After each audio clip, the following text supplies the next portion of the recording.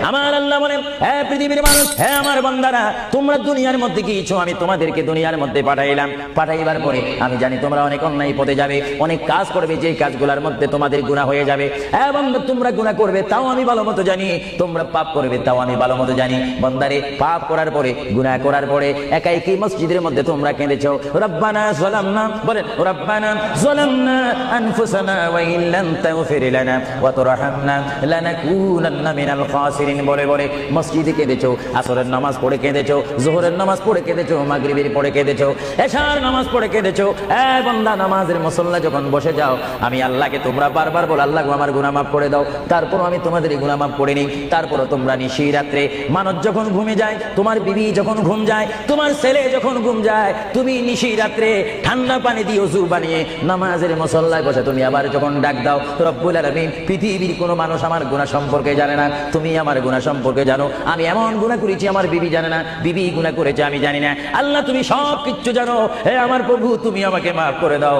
আমার আল্লাহ বলে, তারপরও যদি তোমাদেরকে আমি মাফ না করি, তারপরও বান্দা, তোমরা আমার রহমতের দরজা থেকে ফিরে যাইও না। আমি তোমাদেরকে হুকুম দিচ্ছি, ওয়ালাউ আন্নাহুম ইয যালামু আনফুসাহুম জাউকা, বান্দারে, যদি গুনাহ করে ফেলো, আমার রহমত থেকে মুখ ফিরে তুমি চলে যাইও না।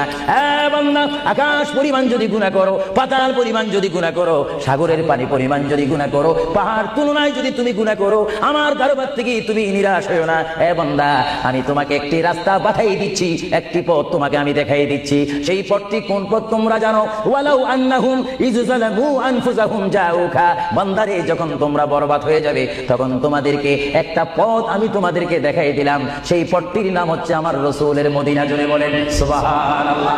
এ বান্দা, আমার নবীর দরবারে গিয়ে কেঁদে কেঁদে তোমরা বলো, ইয়া রাসূলুল্লাহ, ইয়া হাবিবাল্লাহ, আয়াকা ইয়া রাসূলুল্লাহ।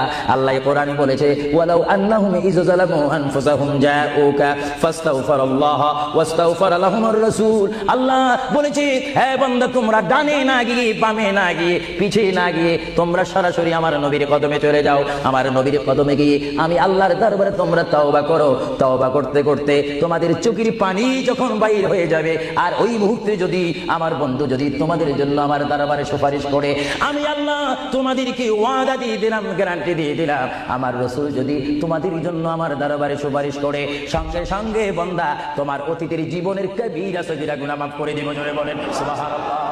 আরো জোরে বলেন। আমার আপনার গুনাহ মাফ করার জন্য রাসূলুল্লাহর দরবারে যাওয়ার দরকার আছে কিনা? চিৎকার জীবনে আছে কিনা?